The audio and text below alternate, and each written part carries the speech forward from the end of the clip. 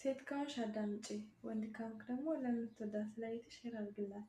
ምንም አይቀንስም፣ እሷ ትለወጥ እንጂ። ይኸውልሽ እቴ፣ እቺ ሶፍት ትታይሻለች? በጣም ታምራለች። በጣም ንጹህ ናት፣ ቆሻሻ የለባት። አየሽ፣ በዚህ ፊት እንትን ብለው ያምርብኛል። ምንም አይደለም። እቺን ደግሞ ተመልከቺ። አየሽ፣ ቆሻሻ ይዞ ስነሳ ሲያሳይሽ ንጹህ አልነበር? የሚያምር ነበር። አየሽ ቆሻሻዋን።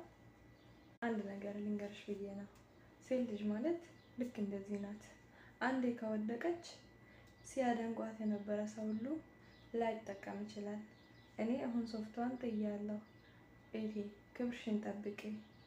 ማንም ሰው ባለባበስሽ ራስሽ ባለሽበት ሁኔታ ዋ ብሎ ዛሬ ላደንቅሽ ይችላል።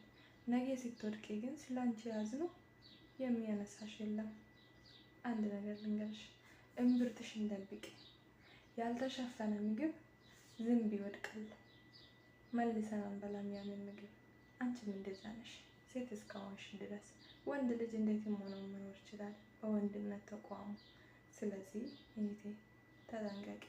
ክብርሽን የሚያቀል ነገር ምንም ቢሆን ይቅርብሽ፣ ብርም ቢሆን ይቅርብሽ።